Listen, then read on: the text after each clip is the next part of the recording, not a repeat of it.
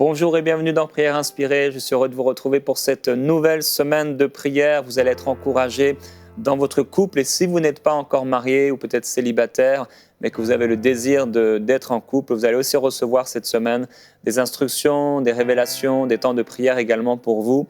Et si ce n'est pas forcément votre désir d'être en couple, mais je crois que vous allez pouvoir édifier et encourager des couples autour de vous. Et pour cette semaine de prière, j'ai le privilège, la joie de recevoir des amis, un couple donc, Pat et Gladys Adboulom, donc le pasteur Pat et Gladys Adboulom de Saint-Cyr-l'École. Votre église est à Saint-Cyr-l'École. Et ça fait maintenant bien des années qu'on se connaît, des amis de longue date. Et vous avez fêté il y a quelques semaines vos 10 ans de ministère. C'est ça. C'est ça. Ouais. Alors, peut-être pour ceux qui ne vous connaissent pas encore, vous êtes déjà passé dans Prière Inspirée. Oui. Pour ceux qui ne vous connaissent pas, peut-être vous présenter un peu en quelques mots. D'accord, je vais laisser ma femme nous présenter. Donc, moi, c'est Gladys et mon mari s'appelle Pat. On est mariés depuis bientôt 23 ans et on a 4 enfants ensemble. On a également une petite fille ensemble. On est dans le ministère donc depuis 10 ans à Saint-Cyr-l'École, où on est pasteur d'une église qui s'appelle le Centre de vie chrétienne. Et donc, on travaille vraiment ensemble. En fait, on travaille dans le ministère main dans la main et pas seulement, en fait, pas séparément. En fait, on travaille vraiment main dans la main. Ça, c'est vraiment quelque chose qui est important pour nous. On a pris ce pas de foi dans le ministère, justement, vraiment ensemble et de décider ensemble qu'on allait faire ça ensemble, je le redis encore. C'est vraiment quelque chose qui est important pour nous. Et puis sinon, je ne sais pas quoi te dire d'autre. Non, elle a tout dit et puis voilà quoi. On est heureux en tout cas encore de participer à cette émission. Ouais. Merci encore pour l'invitation. Avec plaisir, on aime votre ministère et quand j'ai su que vous veniez, j'ai eu à cœur de vous proposer ce thème. Comme tu l'as dit, vous êtes mariés depuis longtemps et pourtant vous avez l'air très jeune et vous l'êtes. Et je crois que c'est ça, le Seigneur va pouvoir vous utiliser cette semaine pour encourager plusieurs personnes. Et je crois que Dieu va vous fortifier dans votre couple. Aujourd'hui, on va parler entre autres de la guérison des couples, la restauration. On croit que Dieu est bon et que le miracle est possible. Amen. Et avant de lire un témoignage, dans Jérémie au chapitre 31, Dieu dit « De loin, l'Éternel se montre à moi. Je t'aime d'un amour éternel. C'est pourquoi je te conserve ma bienveillance. Je te rebâtirai. Et tu seras rebâti. Tu auras encore tes tambourins pour parure et tu sortiras au milieu des danses de ceux qui se réjouissent. Tu planteras encore des vignes sur les montagnes de Samarie. Les planteurs planteront et récolteront. » Et nous voulons proclamer ces paroles sur vous dans le nom du Seigneur Jésus-Christ. Amen. Ces bontés ne sont pas épuisées. Dieu dit, je te rebâtirai. Dieu dit à votre couple, il sera rebâti. Alléluia. Dans le nom du Seigneur Jésus-Christ. Amen. Et j'ai le témoignage de mademoiselle Edgar de Côte d'Ivoire qui nous a écrit que 2 jours avant le direct, donc le direct que nous avions fait dernièrement, elle avait activé la notification de telle sorte qu'elle soit exactement à l'heure pour le direct parce qu'elle était au travail. Bon, il y a des gens qui regardent le direct au travail, gloire à Dieu. Et elle dit, bien avant ça, je souffrais d'un terrible mal de dos depuis de nombreux jours. J'avais du mal à m'asseoir convenablement sur mon siège au bureau. Et ce jour-là, c'était encore plus fort au point où je me plaignais. Je précise que j'en pleurais, ça m'arrivait à chaque fois, surtout dans les moments de fatigue. Et quand la prière a commencé, elle dit qu'elle était très heureuse. Elle a interpellé sa collègue pour qu'elle puisse suivre l'émission ensemble. Wow. Elle regardait sur son téléphone, sa collègue sur son ordinateur. Et sa patronne est arrivée à ce moment-là pour lui parler. Et quand elle s'est levée, elle a eu mal au dos. Et à ce moment-là, donc c'était, je crois, pour le premier live, donc le pasteur Grégory Toussaint a dit, il y a une jeune dame qui se plaint d'un mal de dos actuellement. Elle reçoit la guérison au nom de Jésus. Wow. Et en fait, la personne n'a pas fait attention. Et quand elle s'est retournée pour s'asseoir, sa collègue lui a demandé, mais est-ce que tu as toujours mal au dos? Elle a dit, non, j'ai pas mal au dos. Et la personne lui a dit, tu viens d'être guéri. Et en fait, elle a commencé à regarder, elle a réalisé qu'elle était complètement guérie. Oh, et elle dit, je me suis rendu compte que c'était réel, puisque depuis ce jour jusqu'à aujourd'hui, je n'ai plus ressenti aucun mal de dos. Alors, je rends gloire à Dieu de m'avoir guéri. Et on remercie le Seigneur pour cette guérison de votre dos.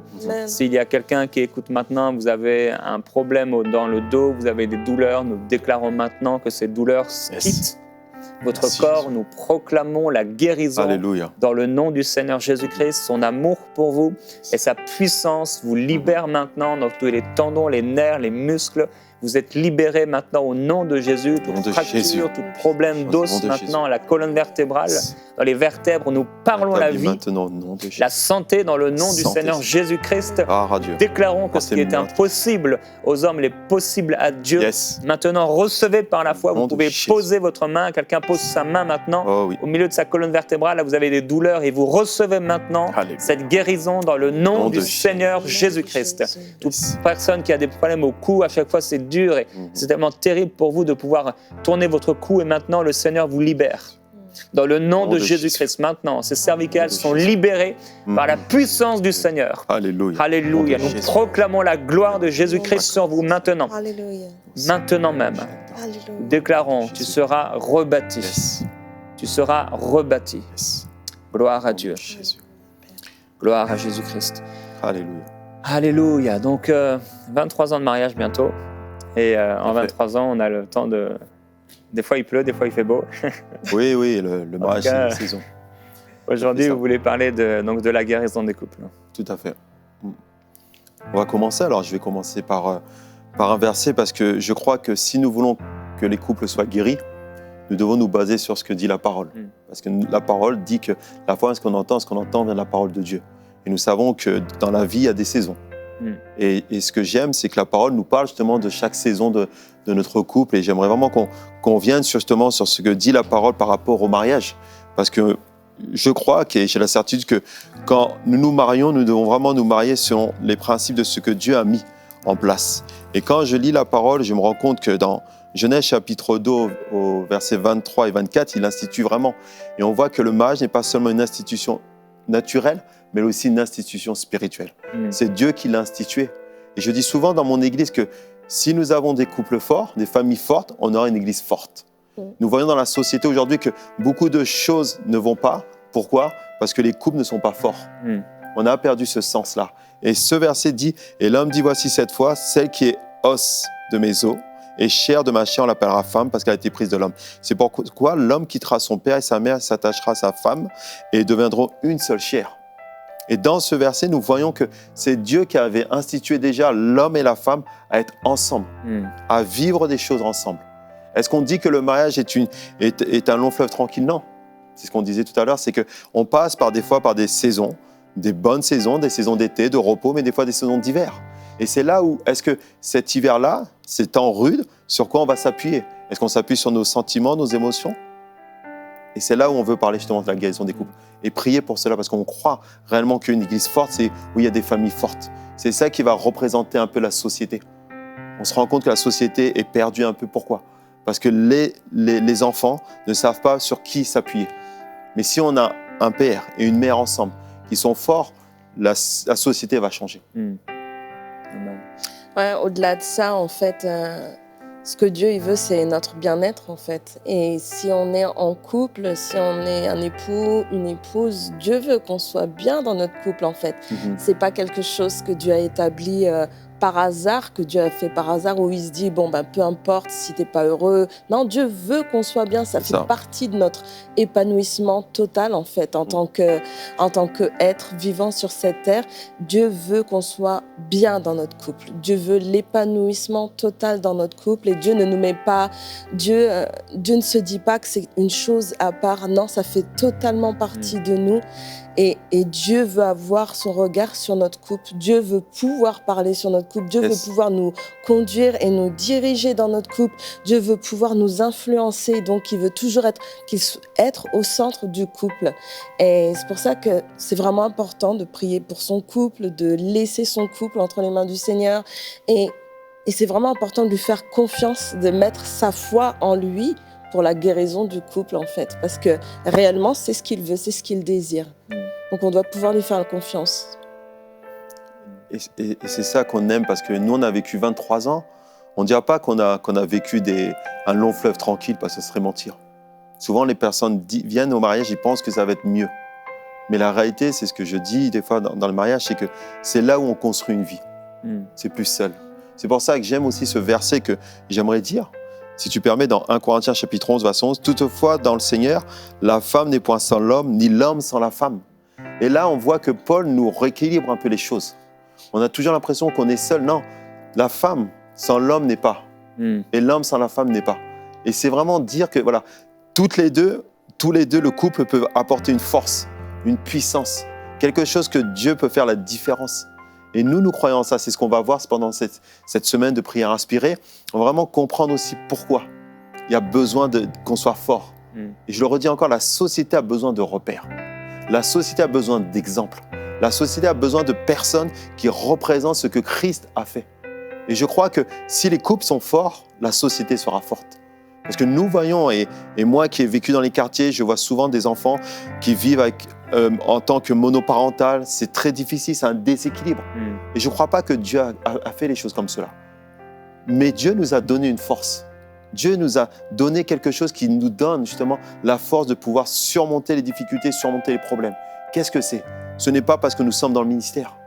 Ce n'est pas seulement parce que nous allons à l'église. Non, c'est qu'il nous a donné sa parole. Et je crois que si nous nous appuyons sur sa parole, nous pouvons vraiment bâtir notre couple et notre mariage vers la réussite. Amen. Et ça, c'est une chose qui est importante. Tu dis que tu viens des quartiers. Bon, certains connaissent un peu ton témoignage. Est-ce que toi, dans ta famille ou autour de toi, tu as manqué de modèle ? Est-ce que tu as connu des gens qui avaient manqué de modèle au niveau des couples ? Tout à fait. Moi, j'ai grandi sans père. C'est-à-dire pas l'exemple de père qu'on voudrait avoir. Parce qu'on connaît un peu mon témoignage où mon père me frappait, je n'avais pas d'exemple. Et qui fait que quand je me suis marié, ça a été un déséquilibre à un moment donné. Et là, je me suis rendu compte que la Bible répond à ce manquement. Parce que souvent, on pense que d'où on est, c'est là qui nous construit l'avenir. Et j'ai compris que non. Parce que Dieu est le Dieu de miracles. Dieu est celui qui peut t'aider à toi, même qui est père, qui est mari, qui n'a pas de modèle en tant que mari, parce que moi, j'ai vu mon père frapper ma mère. J'ai vu mon père faire des choses qu'on ne souhaite pas dans un couple. Et je suis parti dans cette optique-là où l'homme était supérieur à la femme. Mais quand je suis venu à Christ, quand j'ai étudié la parole, quand on m'enseigne sur le mariage, on m'a fait comprendre qu'il y a un équilibre. Et ça, c'est une chose qui est forte. C'est qu'en réalité, on n'a pas besoin de modèle. Parce qu'on veut toujours voir des modèles. Mais la réalité, le vrai modèle qu'on a, c'est dans la parole de Dieu. C'est comment Dieu nous instruit. Même si je crois que nous, en tant que couple pastoral et en tant que même couple chrétien tout court, on doit être des modèles. C'est ce que dit la Bible. Soit être des modèles en parole et en action. Et ça, c'est une chose. Amen. Amen. Gloire à Dieu. On croit que aussi pour tous ces couples qui ont vécu des choses difficiles, si vous êtes dans une situation de couple où c'est compliqué, il y a des souffrances, on croit que le Seigneur aujourd'hui, par les temps de prière, va venir toucher au cœur de votre situation. Je crois que la présence de Dieu va venir vous fortifier, vous remplir, parce que le Seigneur est bon. Et peut-être vous êtes dans cette situation où vous n'avez pas eu de modèle, vous n'avez pas eu de gens, peut-être que vos parents sont divorcés ou ne se sont jamais vraiment aimés. Mais comme le dit Pasteur Pat, Dieu nous enseigne et nous instruit par sa parole. Et tout peut changer par le pouvoir du Saint-Esprit. Yes, c'est ça. Gloire à Dieu. Gloire à Jésus-Christ. Est-ce que peut-être avant de prier, vous avez quelque chose à partager? Moi, je voudrais rajouter en fait que également, moi aussi, j'ai jamais connu de père en fait, et que c'est vrai, on a démarré notre couple avec, si vous voulez, avec une béquille entre guillemets, dans le sens où un handicap, si on peut dire, dans le sens où l'un comme l'autre, il y avait ce manque en fait de repères, ce manque il y avait aussi ce manque en fait, parce que ça crée des manques en fait, tout simplement, de manquer d'un individu dans sa vie en fait, ça manque de stabilité, mais Dieu vraiment nous a aidés à aller au-delà de tout ça. Yes. Dieu nous a appris aussi à marcher selon sa parole, vraiment à découvrir les principes en fait de la parole de Dieu par rapport au mari, par rapport au rôle de la femme, par rapport à... Parce que personnellement, pour moi, femme, honore ton mari, respecte ton mari, toutes ces choses, pour moi, ça voulait rien dire, en fait. Il a fallu aussi que je regarde. Moi, personnellement, en tout cas, j'ai eu des modèles de couple. En tout cas, j'ai regardé et j'ai vraiment cherché dans la parole de Dieu comment bâtir mon couple, vraiment. Et Dieu nous a réellement aidés et nous continue à nous aider parce qu'on est toujours en train de marcher dans cette aventure du couple, puisque c'est pas terminé. Mais vraiment, Dieu nous aide, réellement, Dieu nous aide à atteindre ce modèle de couple. Donc, il n'y a pas de... On ne peut pas dire qu'il n'y a pas d'espoir. Non, il y a un espoir. Il se trouve dans la parole de Dieu. L'espoir se trouve en Jésus-Christ. L'espoir se trouve dans ces versets que Dieu nous donne, dans le fait que Dieu nous aime et dans le fait que Dieu désire nous aider réellement. Dieu va nous conduire en toutes choses. Il va nous montrer les choses, les stratégies à mettre en place pour que notre couple fonctionne. Parce que c'est sa volonté, c'est son désir, c'est ce qu'il veut pour un chacun d'entre nous. Donc, il ne faut pas se dire que c'est désespéré, que ton cas il est désespéré, que tu n'y arriveras jamais. Non, il ne faut pas se dire ça. Parce que Dieu est vraiment de ton côté pour bâtir ton couple. Amen. La Bible dit dans Proverbe au chapitre 18, au verset 14, « L'esprit de l'homme le soutient dans la maladie, mais l'esprit abattu, qui le relèvera ?» Et pour voir votre situation changer, vous avez besoin de mettre votre foi en action. Amen. Comme il a été dit au début, on peut voir des choses et on n'est pas censé marcher par les circonstances, mais elles sont là quand même. Et c'est vrai, vous vivez peut-être avec des circonstances difficiles. Il y a des choses qui arrivent et c'est devenu une habitude, un quotidien. Vous vous dites comment c'est possible que ces choses changent parce que vous l'avez vécu un jour après l'autre, une semaine après l'autre, un mois après l'autre et une année après l'autre. Et vous voyez votre mari ou votre épouse qui ne change pas et ça paraît impossible puisque vous êtes entouré, environné et vous êtes complètement immergé dans cette réalité qui est la vôtre. Mais la Bible dit que l'esprit de l'homme le soutient dans la maladie, mais s'il est abattu, qui c'est qui va le relever? Et vous avez besoin de vous lever dans la foi pour que cette situation change. Amen. Si vous ne vous levez pas dans la foi, cette situation ne changera pas. Et je me souviens des fois, nous prions pour des gens, pour la guérison, et certaines personnes demandent simplement priez pour que j'aille un peu mieux. Alors il en sera donné selon leur foi. Ils ne veulent pas être totalement guéris, certains d'entre eux, parce qu'ils ne veulent pas retrouver un travail, etc. Ça arrive. Et des fois, dans les couples, on prie juste pour que ça aille un peu mieux. Mais Dieu veut nous donner plus que ça. Amen. Comme le disait Pasteur Gladys, Dieu veut le meilleur pour nous. C'est ça. Et il veut vous donner des choses excellentes. Des choses excellentes. C'est le cœur de Dieu pour vous. Comme il a été dit, ce n'est pas seulement un domaine de la vie, c'est votre vie, Amen. Votre couple, alors que vous ne faites plus qu'une seule chair. Mais l'esprit abattu, qui le relèvera? Et nous allons prier tout à l'heure qu'afin que vous soyez fortifiés dans votre esprit pour que vous puissiez, dans la foi, vous lever dans la prière et que vous puissiez, par la foi et par la prière, voir le Seigneur se manifester avec force. Et j'aimerais vous rappeler cette promesse de l'Écriture que nous avons dans la parole de Dieu, dans Jacques au chapitre 5 et au verset 16, « La prière fervente du juste a une grande efficacité. » Amen, amen. Et le Seigneur Jésus nous a donné une parabole avec cette veuve et le juge unique, et elle vient jour après jour lui casser la tête et finalement il lui fait justice parce qu'il dit sinon elle ne va pas arrêter de me casser la tête. Et la Bible dit que Jésus a donné cette parabole pour nous dire qu'il ne faut pas cesser de prier, mais qu'il faut continuer à prier. Mais il dit, mais est-ce que le Fils de l'homme va trouver la foi lorsqu'il va revenir sur la terre?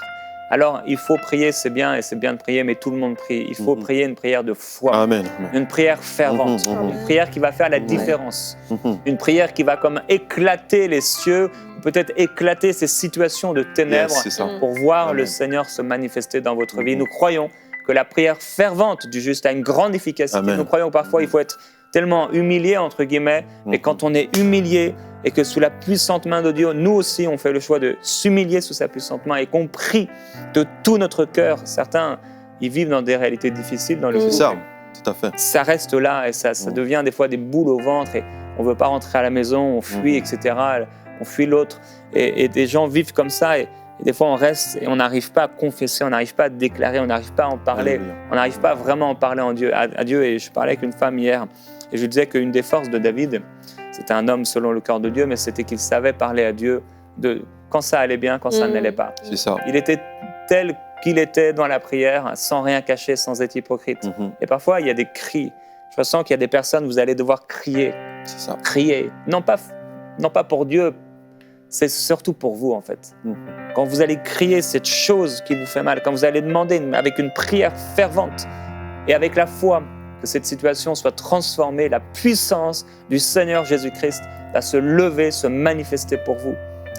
Alléluia. Amen. Mais ce que tu dis est bien parce que on le dit pas souvent, mais nous, sur les premières années, il y a des moments où on s'entendait pas, où il y a des moments où il y a vraiment des bagarres, où on est au point de divorcer. Et pourtant, on avait 2 enfants. On était au point de dire non, on abandonne. On nous dit que le mariage dans le Seigneur, c'est magnifique, il n'y a que du beau temps, tout va aller. Et qu'en priant, tout va aller. Et on s'est rendu compte que oui, qu'il y a un moment donné de prendre une décision. Et j'ai aimé ce que tu disais justement, c'est que dans Jacques, c'est ce qu'il dit, c'est qu'à un moment donné, la prière fervente du juste a une grande efficacité. C'est prendre sa position en tant que chrétien, dire oui, ce que Dieu a uni, que personne ne peut le désunir. Et souvent, ma prière a été comme cela. Il y a des moments où je ne pouvais plus rentrer à la maison. J'avais cette boule de ventre. Les gens ne connaissent pas notre histoire, mais on le dit dans l'Église. On n'a pas vécu que des temps faciles. Il y a des moments où on a eu des cris. Il y a des moments où des choses, des mots sont sortis au-delà de cela. Des phrases que j'ai pu dire, qui a pu blesser mon épouse, qui a dû la blesser, où elle m'a dit des choses, tout ça. Et ça, on a compris comment faire. La première chose que j'ai compris, c'est le pardon. Et dans Éphésiens, c'est pour ça que je veux vraiment qu'on se base, c'est ce que tu disais, la prière de la foi. La prière, elle n'est pas faite sur ce que nous ressentons, mais sur ce que la Bible dit, qui soit notre colonne de vérité. Et j'aime cette parole parce que j'ai vraiment pris ce verset parce que c'est vraiment ça qui m'a aidé à aller à 23 ans de mariage et encore aller sur 50 ans parce que notre désir, c'est de vivre 50 ans de mariage heureux, bien sûr. Et des moments où il y a eu des choses difficiles, où il y a des moments, comme tu disais tout à l'heure, il y a des gens des fois qui ne veulent pas rentrer chez eux. Ils se disent, oui, mais ces pasteurs, quand on entend leur témoignage, tout va bien. Non. Il y a eu des moments où on a craqué, il y a des moments où on s'est disputé, il y a des moments où je rentrais du travail, je ne voulais pas rentrer à la maison, je traînais plus pour rentrer juste parce que je voulais qu'elle soit endormie pour ne pas avoir de dispute. On n'avait pas envie d'être un mauvais exemple. On a des choses comme cela et on garde ça. Mais il y a un verset qui nous a beaucoup aidés. Et ça, c'est un verset que souvent on n'utilise pas dans le coup parce qu'on pense que c'est que pour nous. Mais j'aimerais vraiment qu'on y aille, c'est dans Éphésiens chapitre 4, au verset 31. Il dit que toute amertume, toute animosité, toute colère, toute clameur, toute calomnie et toute espèce de méchanceté disparaissent du milieu de vous. Amen. Et dans le verset 32, il dit quelque chose qui m'a beaucoup aidé dans mon mariage. Soyez bons les uns envers les autres, compatissants, vous pardonnant réciproquement, comme Dieu vous a pardonné en Christ. Amen. Et ça, c'est une force. Et c'est ça qu'on veut nous prier pour les couples. Dire oui, on veut prier pour le pardon. Parce que s'il n'y a pas de pardon, il n'y a pas de guérison. S'il n'y a pas des non-dits, il n'y aura pas de guérison. Le fait de pouvoir se parler, le fait de pouvoir se dire les choses, pas comme un jugement, mais comme le fait de parler, de dire « moi, je veux un mariage qui réussisse ». Mais on a besoin de se pardonner. Et ça, pour moi, c'est la base d'un couple épanoui. Le pardon, d'enlever toute animosité, toute rancœur, toute chose qui peut détruire, qui peut parasiter. Et je pense que c'est ça qu'on a besoin. En tout cas, c'est ça qui nous aide aujourd'hui, n'est-ce pas, à aller au-delà des 23 ans, à vivre des choses qui sont différentes. Et quand je vois le modèle que j'avais, je voyais mon père et ma mère, ils ne se pardonnaient pas de ce qui s'est passé. Jamais. Ils avaient toujours de la rancœur. Ils sortaient des choses que peut-être ça faisait 10 ans, 5 ans. Et j'ai dit non, c'est pas ça que je veux. Je vis selon ce que Dieu. Et comme tu as dit tout à l'heure, j'ai aimé ça. Le Saint-Esprit est en nous. L'Esprit de Dieu nous donne le vouloir et le faire. Ne comptons pas sur nous-mêmes. Ne comptons pas sur notre passé, sur notre histoire. Ne comptons pas sur ce qu'il y a derrière, mais comptons sur ce que Dieu peut faire. Le Saint-Esprit, il est en nous. Et j'aime ça. Gloire à Dieu. Amen. Alors, je vais vous proposer de choisir l'obéissance. Et on va passer un temps de prière maintenant. Mais là où vous êtes, si vous avez dans votre cœur de l'amertume, de l'animosité, de la rancune et peut-être même de la haine contre votre mari ou votre épouse, je voudrais vous encourager à faire cette prière et à déclarer, même avant de prier, cette confession avec votre bouche, si c'est votre cas, à déclarer après moi ces paroles. Dieu, je te demande pardon pour l'amertume, pour la colère. Et maintenant, je vous encourage à confesser. Je choisis le pardon. Je choisis l'amour. Je refuse de garder ces pensées qui me ramènent en arrière constamment. Oui, Seigneur. Concernant mon conjoint, je déclare que je l'aime, que je me suis marié pour rester avec, Alléluia. pour l'aimer de tout mon cœur, C'est ça, Seigneur. pour vivre le plan parfait de Dieu. Calomnie, je refuse que tu sois dans ma vie. Alléluia, Critique, je au nom de refuse que tu Jésus. sois dans ma vie. Yes. Amertume, je refuse que tu sois mon partage. C'est ça. Douleur, je refuse que tu sois dans mon cœur. Alléluia. Je choisis l'amour et je choisis le pardon. C'est ça. Je choisis de marcher comme Jésus a marché, d'aimer Alléluia. comme Jésus a aimé. C'est tout. Papa. Alléluia. Là où vous êtes, vous pouvez commencer à prier maintenant, à vous repentir. Là où vous avez gardé la haine et la colère, quelles que soient les fautes de l'autre, Yes. votre responsabilité devant Dieu.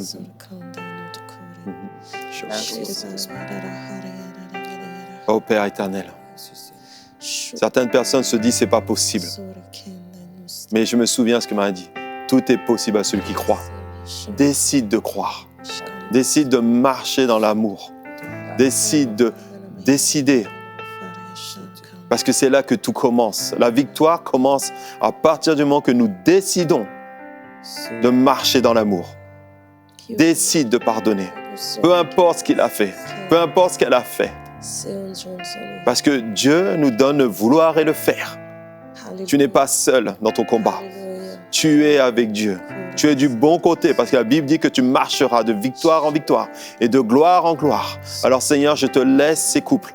Je te laisse cet homme, cette femme, Seigneur mon Dieu mon roi, qui est au bout de course, Seigneur, qui n'a plus la force de se relever, Seigneur mon Dieu mon roi, Père. Aujourd'hui, Seigneur, je prie pour eux maintenant, Père, que tu déverses une onction, Seigneur, sur cet écran maintenant, au nom de Jésus, Père. Je prie, Seigneur, maintenant pour le miracle, Seigneur, comme nous avons connu dans notre mariage et dans beaucoup de mariages, Seigneur. Le miracle commence dans nos décisions, Père. Que ce que tu as uni, que personne, non, personne ne peut le désunir maintenant au nom de Jésus, Seigneur. Merci parce qu'il règne maintenant l'amour et la fidélité dans le nom de Jésus, Seigneur.